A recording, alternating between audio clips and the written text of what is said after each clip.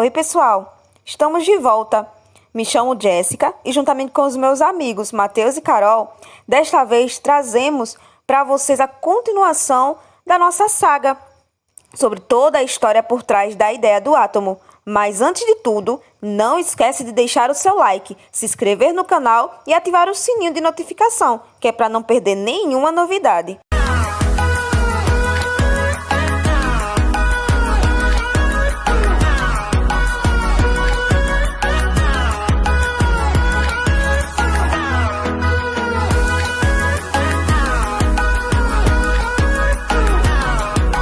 Para o vídeo de hoje, daremos continuidade à história da evolução do entendimento da matéria e a primeira ideia de átomo, que já vimos inicialmente lá no primeiro vídeo do canal. E se você ainda não assistiu, não fica de fora. O vídeo está disponível no card acima. Fazendo um breve resumo do vídeo anterior, falamos um pouco sobre o que é matéria, como cada civilização entendia a matéria e a primeira ideia de átomo, proposta por Leucipo e Demócrito, que foram os primeiros a definir o átomo como algo indivisível e indestrutível. Assim, hoje vamos compreender a ocorrência da evolução dos modelos atômicos que conhecemos hoje, a partir da primeira ideia do átomo.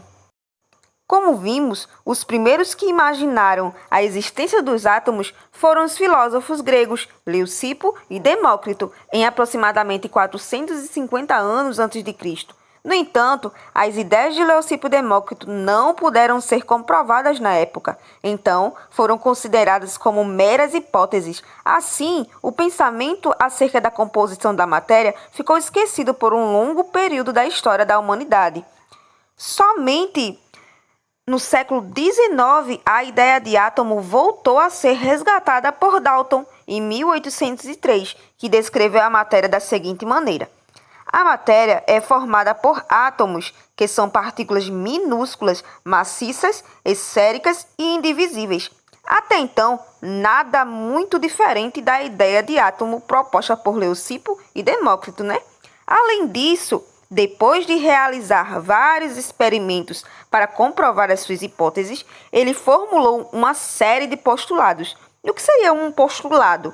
Nada mais, nada menos que proposições que não podem ser comprovadas, mas que são admitidas como verdadeiras e que servem como ponto de partida para a dedução ou conclusão de afirmações. Diante disso, Dalton propôs os postulados que norteiam seu modelo atômico, e eles são: a matéria seria formada por pequenas partículas esféricas maciças, algo que não é oco, mas que é compacto e indivisível, denominados átomos. A matéria seria descontínua, pois entre um átomo e outro haveria espaços vazios. Um elemento químico seria formado por um conjunto de átomos de mesma massa, tamanhos e propriedades. Elementos químicos diferentes seriam formados por átomos que teriam massas, tamanhos e propriedades também diferentes. A combinação entre átomos diferentes em uma proporção de números inteiros formaria substâncias diferentes. Uma substância composta seria formada por espécies químicas de diferentes elementos, com quantidade fixa de cada um deles. Dalton deu o nome átomos compostos a essas espécies. Os átomos compostos seriam formados por um pequeno número de átomos simples. Um átomo não pode ser destruído em uma reação química. Eles apenas se rearranjariam para formar novas substâncias. E para explicar sua hipótese, Dalton elaborou um modelo já que os átomos não podiam ser vistos. Esse modelo, hoje chamado de modelo atômico de Dalton, era que o átomo seria semelhante a uma bola de bilhar, esférica, maciça e indivisível. O modelo atômico de Dalton foi aceito por quase todo o século XIX. Porém, este modelo não explicava as características elétricas da matéria, que já eram conhecidas desde a época do filósofo e matemático grego Tales de Mileto. Além disso, no início do século XIX, os cientistas já realizavam várias experiências envolvendo eletricidade, como eletrólise, passagem de corrente elétrica por um sistema líquido, feito por Faraday, em que havia condução de corrente elétrica por metais. Dessa maneira, Para explicar esses fenômenos, o cientista Joseph John Thomson realizou vários experimentos envolvendo um dispositivo chamado de ampola de Crookes, ou tubo de raios catódicos, como é mais conhecido. Esse experimento levava em consideração um tubo de vidro fechado com um eletrodo positivo e um negativo, onde se colocavam gases em pressões baixíssimas e submetidos a alta voltagem. Quando a alta tensão era ligada, podiam-se observar raios saindo do cátodo e indo em direção ao ânodo. Thomson também observou que essa não era uma propriedade somente para um tipo de gás, mas para qualquer gás que fosse usado no tubo. O resultado desse experimento sempre era o mesmo. Portanto, essas partículas negativas, que foram denominadas de elétron, eram parte constituinte dos átomos de toda a matéria, ou seja, dos átomos de qualquer elemento químico. Desse modo, Thomson propôs um novo modelo atômico, que continuava esférico, como o de Dalton, porém que explicava a natureza elétrica da matéria.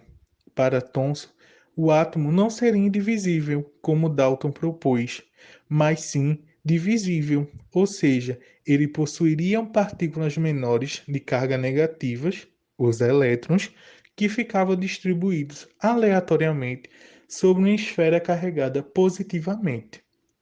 Visto que o átomo é neutro, cargas positivas também deveriam existir. Assim, Thomson propôs o seguinte em 1898. O átomo é constituído de uma partícula esférica de carga positiva não maciça incrustadas de elétrons, que têm carga negativa, de modo que sua carga elétrica total é nula. Assim, esse modelo proposto por Thomson ficou conhecido como o modelo de pudim de passas. As buscas para entender do que a matéria era constituída também fez com que o físico neozelandês Ernest Rutherford realizasse um experimento em que ele bombardeou uma finíssima lâmina de ouro com partículas alfa emitidas por uma amostra de polônio, que ficava dentro de um bloco de chumbo com um pequeno orifício pelo qual as partículas passavam. Por meio dos resultados desse experimento, Rutherford percebeu que, na verdade, o átomo não seria maciço, como propôs os modelos de Dalton e Thomson. Para ele, o átomo é descontínuo e é formado por duas regiões, o núcleo e a eletrosfera. O núcleo é denso e tem carga positiva, ou seja, é constituído de prótons. Já a eletrosfera é uma grande região vazia, onde os elétrons ficam girando ao redor do núcleo.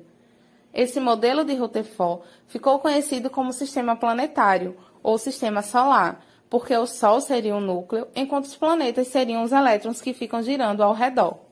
O modelo elaborado por Rutherford foi aceito, mas foi analisado que se o átomo fosse realmente de forma proposta por ele, os elétrons, que são partículas negativas, iriam adquirir um movimento na forma de espiral e chocariam-se com o núcleo.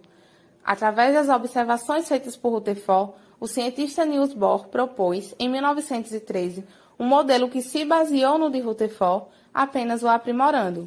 Ele relacionou os espectros de linhas dos elementos, notados no estudo da natureza da luz, com a constituição dos átomos, e a partir dessas observações propôs alguns postulados. Entre seus principais, ele destaca que os elétrons movem-se em órbitas circulares e cada órbita apresenta uma energia bem definida e constante para cada elétron de um átomo. Essas camadas eletrônicas, ou níveis de energia, passaram a ser representadas pelas letras K, L, M, N, O, P e Q, respectivamente, no sentido da camada mais próxima ao núcleo para a mais externa. Segundo esse modelo, as órbitas vão progressivamente sendo preenchidas pelos elétrons. Esse modelo atômico deu viés aos estudos de Linus Pauling, quando mesmo fala sobre a distribuição de energia dos átomos. E este modelo, chamado de modelo atômico de Rutherford-Bohr, explica a maioria dos questionamentos levantados ao longo do tempo. É graças a esses estudos e à contribuição de cada um desses cientistas que hoje, apesar de não os enxergar, podemos saber como são e como funcionam os átomos que constituem a matéria. Por hoje, ficamos por aqui. Esperamos que vocês tenham gostado. Não se esqueçam de se inscrever no nosso canal e ativar o sininho para não perder nenhum de nossos vídeos. E antes de encerrarmos, temos uma super novidade para vocês.